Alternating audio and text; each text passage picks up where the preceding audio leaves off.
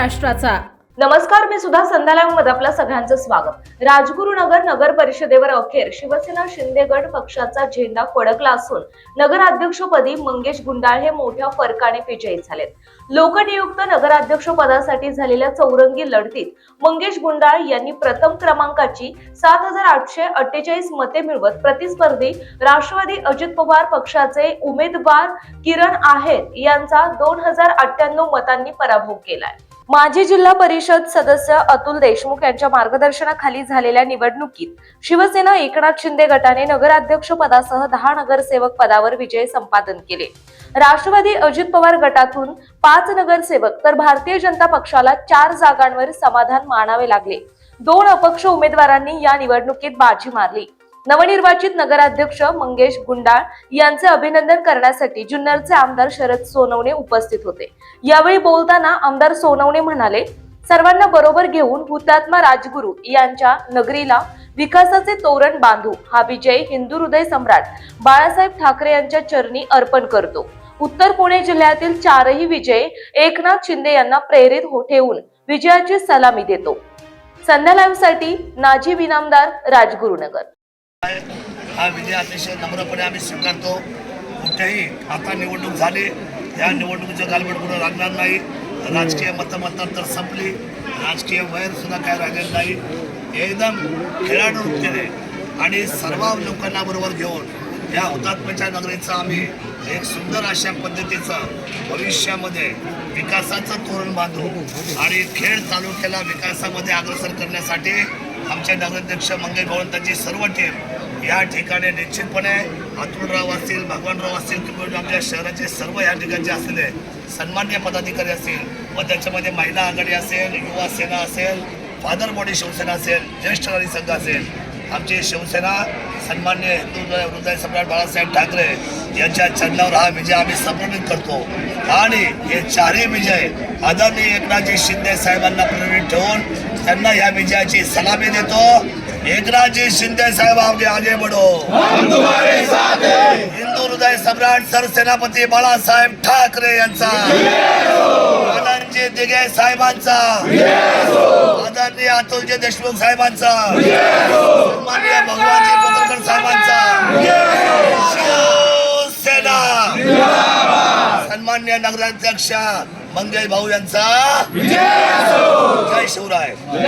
दादा निवडून आलाय, जनतेने विश्वास ठेवलाय, मात्र जबाबदारी वाढली आहे। जबाबदारी निश्चितच वाढली आहे, कारण आत्तापर्यंत प्रभागात काम केलं होतं। 20 वर्ष प्रभागाचं काम करत असताना शहरातलाही विकास पाहिलेला आहे किंवा शहरातल्याही लोकांशी संबंध होता किंवा थोडासा तिथला कामाचा जो आढावा आहे ते निश्चितच माहिती आहे। पण नक्कीच शहराची पण जबाबदारी पेलन आणि शहरासाठी जे काही महत्त्वाचे मुद्दे आहेत आत्ता विकासाचे, मुख्य पाणी प्रश्न, लहान मुलांसाठी गार्डन किंवा इत्यादी भरपूर विषय, काही रस्त्यांचे, ड्रेनेजचे, कचऱ्याचे भरपूर समस्या आहेत आणि निश्चितच सगळ्या विषयावर काम करणार, पूर्ण वेळ देणार अशी मी राजगुरुनगरकरांना मी ग्वाही देतो। अजित पवारांच्या बालेकिल्ल्यात शिंदेंच्या शिवसेनेने 4 नगरपालिका जिंकल्यात, कसं यश संपादन केलंय?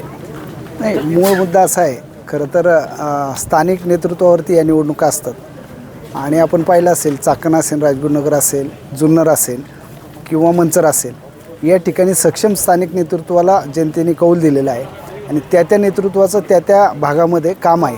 आज आळंदीमध्ये जरी आपण पाहिलं तरी त्या ठिकाणी तशा पद्धतीचा कौल जनतेने दिलेला आहे। समाजात काम करणाऱ्या लोकांना न्याय मिळतो आणि जनता त्याची दखल घेते, असं माझं याबाबत मत आहे। खरं तर हे निवडणुका नगराध्यक्ष किंवा नगरसेवकाच्या होत्याच, मात्र पुढच्या काळामध्ये स्थानिक स्वराज्य संस्थांच्या निवडणुकांची ही पायाभरणी आहे, त्यामुळं पुढच्या काळातलं लक्ष काय? लक्ष हेच राहील की खेड तालुक्यामध्ये जास्तीत जास्त जिल्हा परिषद सदस्य आणि पंचायत समितीचे जास्तीत जास्त सदस्य निवडून आणणे। कमबॅक चांगला आहे आमच्याकडं।